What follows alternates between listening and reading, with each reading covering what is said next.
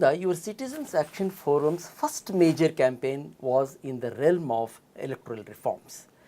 How has been the response so far? At the time when we launched this electoral reforms through the campaign called Namma Bengaluru was launched, the initial response was really very good. All the political parties said, yes, we believe in what you're saying regarding the Citizens Charter, regarding their own manifesto, which will be published after consulting with the citizens, all these things.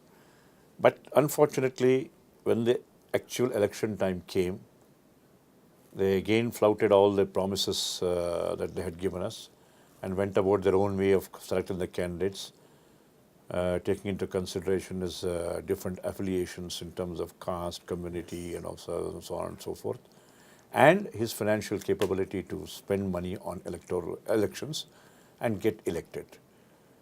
And that is where the root cause of all the corruption lies. So, your campaign did work, but politicians derailed it. And secondly, this time what we propose to do is to bring pressure on the political parties. Let's take the example of Karnataka. It has got 228 assembly constituencies. Our request is very simple. BJP has got roughly 50%. The other 50% is shared between Congress and JDS. Select about 40 or 50 constituencies. Out of that, 50% will be selected by BJP, and the other balance 50% will be selected by Congress and JDS in proportion to the number of seats that they have won.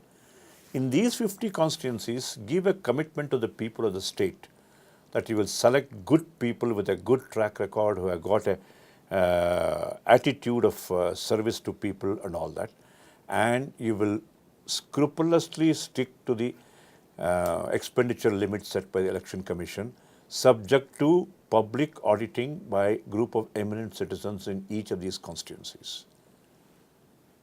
If we can get to the political parties to accept this, then it will be a revolution in electoral reforms. So, you are at it? We are trying to do that because we need to have the support of the media, because media is one arm of democracy which can really give a great flip to this idea. If they take it up and if we are able to build a movement of people, then I think the politicians will accept. We will tell them only 50 constituencies. The rest of it, okay, fine. Very clear. Right.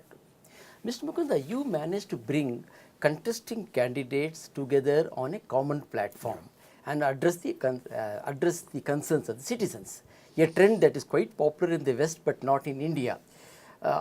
What has been the response in India? During the assembly elections, a lot of candidates did come on a common platform. They did make commitments. In fact, in some of the constituencies, they also signed the Citizens Charter, each one of these candidates.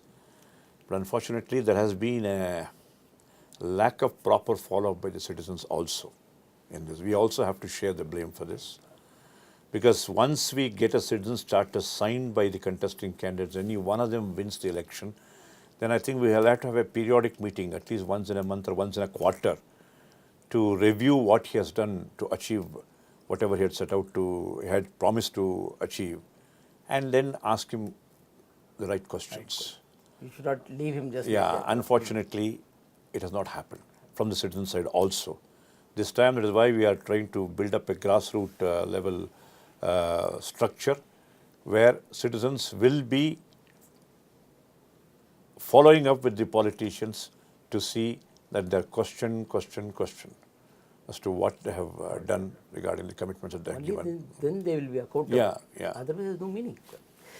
Mr. Mukunda, a big menace is bribing of voters by every political party. Yeah. This in spite of strict restrictions imposed by the Election Commission on election expenses.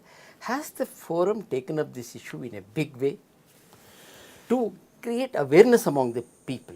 We have tried to create the awareness among people, but unfortunately, the response has been mixed. It has not been up to the way we expected it, obviously, because ours is a diverse country with a lot of pressure groups, with a lot of groups having different interests, belonging to different strata, different sections, different communities, and all these, each one of which play a very vital role in elections.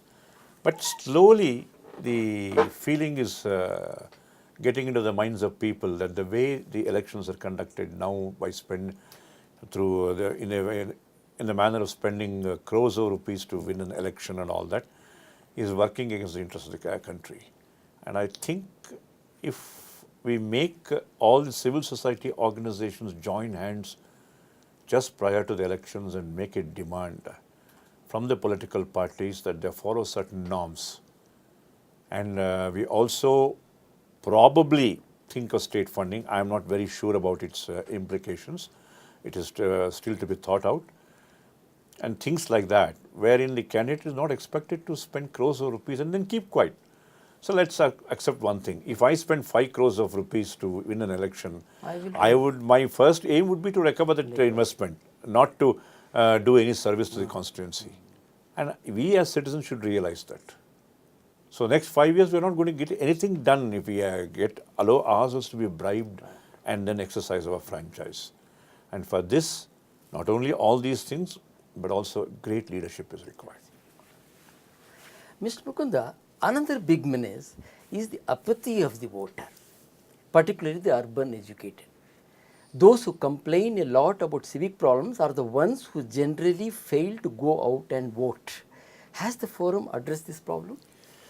Yeah, here again there are two issues. One is from the point of view of the voter, the other one is from the point of view of actual elections where participation of a larger number is required. Now you go and ask any educated man, he will say, why should I vote? All the people that are contesting in my constituency are a set of rascals. He will use the same word, maybe exaggerated, maybe not fully right, but still this is the impression. So he says, I don't want to waste my vote. I've got a holiday, let me plan for a picnic, go out of Bangalore, enjoy with my family and friends and come back. But our suggestion is, if you are feeling so much about that, make use of the provision that you don't want to vote for any candidate. That provision is there. Now, right now, it is not part of electoral secrecy. You have to enter in a register your name and all that and say that you don't want to exercise your vote in favor of any candidate. Not any one of the above. Not any one of the above. So, make use of that, but see to it that your vote is not misused and you also vote. And if a large number of people do that, maybe the political parties will wake up.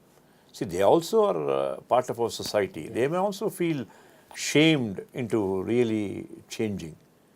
So, we are trying to do that, but it's a humongous task. You are trying to create an awareness? Awareness, yes.